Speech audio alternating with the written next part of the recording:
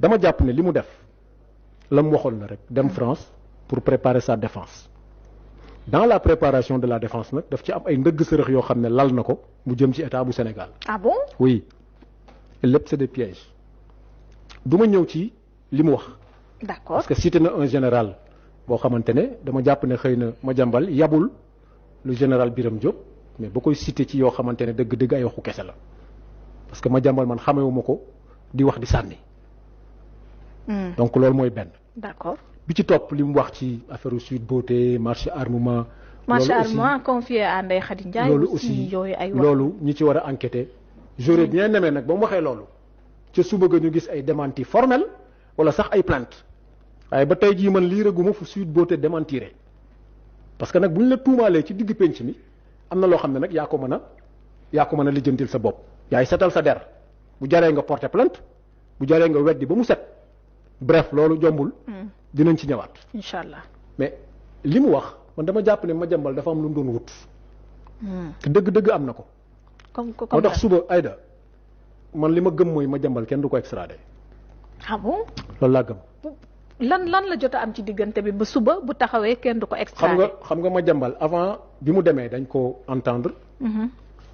placé ko sous contrôle judiciaire. boobu boo déggoo Madiambal wax benn yoon. parce que bu waxoon rek dafay xaawi war ma justice française kañ la Madiambal commencé wax mooy bi ñu dindee le contrôle judiciaire le même jour bi ñu ko dindee le même jour la taxaw ci buntu tribunal bi mook avocat am ne lii politique la. waaw moom Madiambal mu waxu avocat am wax ko. la ca topp mooy lan bëgg def émission pour donner sa version des faits foofu dama jàpp ne li ci Madiambal doon wut. bëgg ko prouver à la justice française mooy gis ngeen sama réew mi may laaj.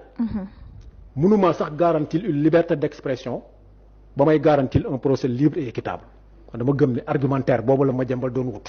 moom ak ses avocats te am nañ ko. parce que nag ay la yéwén ki nga xam ne garantie loo ko une liberté d'expression maanaam wax xalaatam est-ce que di nga ko mën a garantir un procès juste et équitable c'est une question mais c'est sûr que loolu ces avocats dinañ ko exploiter bu baax a baax ci tribunal bi. ndax dégg nañ sax son avocat communiqué bi ñu génnee ci jour arrestation bi que ni nee nañ lii dinañ ko verser ci dossier bi. et bien avant ça. man mos naa def vidéo ne waa Pastef éviter leen di wax ci dossier Madiambal Diagne surtout les voies autorisées de Pastef parce que code de procédure pénale bu France dafa am lu mu wax ci wàllu extradition mi ngi nii boo bëggee mën naa la ko lire. ayca. nga baal ma rek. mën nga ko parce que réew mi waaw. réew mi moom lépp lu ñu fi wax day leer. boo jëlee l'article 696-16 c'est une loi. code de procédure pénale bu France. nga xool l'article 696-4 daf ni l'extradition n'est pas accordée mu cité ay points 8 points boo xoolee point 2 bi daf ni lorsque le crime ou le délit a un caractère politique ou lorsque qui résulte des circonstances que l'extradition est demandée dans un but politique moo taxoon ma ne Pastef éviter leen di wax ci dossier bi en tant que parti politique laissez le ministre de la justice wala le ministre de l'intérieur communiquer parce que yéen parti politique ngeen vous n'êtes pas l'État du Sénégal waaye 8e point 7e bi moo gën a garaaw daf ne lorsque la personne réclamée serait jugée dans l'état requérant mooy Sénégal par un tribunal n'assurant pas les garanties fondamentales de procédure et de protection des droits de la défense li Madiambal doon wut ci émission bi mu bëggoon a def ba ñu aayee ko fii lañ koy dugal te li ma leer mooy ces avocats dinañ ko exploiter bu baax a baax parce que bis bu ñu demee ba mën a prouver devant la justice française que dossier bi dafa am un caractère politique su boobaa jàppal ni Madiambal Diagne kenn du ko extrader. dagg nañ ay signaux mu di bu 7TV ak bu TFM Babacar Fall ñu teg ci loxo ba noppi libéré ko acte yooyu noonu ci diggante bi ñu posé foofu jàngat ban nga ciy def. ba tey dafay dugg ci li ma la waxoon rek. oui gis nga ce qui s'est passé ak la façon bi ñu arrêté Maïmouna Ndour Faye. gis nga tous ces éléments là li ma leer mooy c'est déjà dans le dossier de Madiambal Diagne c'est entre les mains de ses avocats et ils vont l'exploiter demain man dama jàpp ne la meilleure façon bi état mënoon def mooy bañ a arrêter peut-être sa femme. bañ a arrêter ses enfants bañ a arrêter son marabout parce que Madiambal lañ doon seet. léegi nag bàyyi Madiambal aussi mu def ses émissions argumentaire boobu xam nga fan lay amee njariñ. bu ñu demee ba suba parce que suba on rappelle que procès bi mën na nekk public. ba pare l'État du Sénégal peut être autorisé à prendre la parole à l'audience demain. oui su boobaa état bi mënoon na ne gis ngeen kii naam man état maa ne soxla naa ko. waaye réew ma koy yóbbu garantil naa ko déjà une liberté d'expression. gis ngeen ne mi ngi def ay émissions un peu partout. oui dérangé wu ma man état. parce que liberté d'expression la. foofu tam mën nañ fa sukkandiku. ni ma ko garantir ci liberté d'expression. man état noonu laa koy garantir un procès juste et équitable. loolu bu ñu ko defoon mënoon nañu am chance. mais dañu gis forme bi ak vraiment mobiliser ay forces de défense et de sécurité.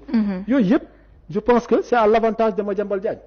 et seen objectif lenn la muy prouver le caractère politique du dossier. et loolu bis bu ñu ko réussir bu yaboo ñu fàtte Madiambal te xam ne France lay toog yor fa statut réfugié mën nañ koo àtte nag à son absence.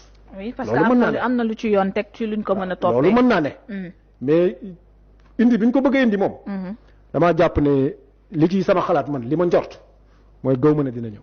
ñu signal yi ba ndax ba démb ku ci mel ni Modou Awa Ndiaye mi ngi doon wax jotaguñ ko te ñu saisir ñëpp kenn nanguwul leen cee wuyu en tout cas nanguwuñu jël seen responsabilité foofu mi ngi koy wax. CNRA. dama la liiral chapitre 5. mos réew mi Aïda dafa naqaree waxee looy wax na leer. am na si solo de. coupure signal yi déjà c'est illégal. c'est une violation de la loi. parce que Sénégal ba mu daj. benn kuréel rek la loi bi may sañ-sañ. mu couper signalu média muy CNRA Conseil national de régulation de l'audiovisuel. dama lay liiral chapitre 5 bi article 26 daf ne. en cas de manquement aux obligations prévues par la loi. ainsi que par les conventions des cahiers de charges. xam nga médias yi dañuy signer ay cahiers de charges et conventions. oui. Le CNRA fait des observations ou une mise en demeure publique aux contrevenants. gis nga Madiambal ba mu waxee ba pare te suba ga CNRA mënoon na dajale son collège. jox 7TV mise en demeure publique. bu fekkente ne daf ko defaat en cas d'une observation de la mise en demeure.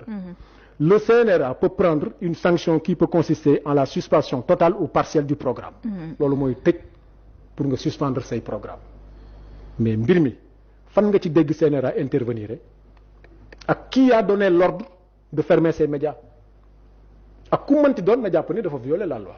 CNRA moo waroon li ma jaaxal aussi mooy CNRA il faut que ñu génn ci seen mutisme bi parce que nag sëñ bi mënuñ laa jox ay prérogatives keneen di ko exercer.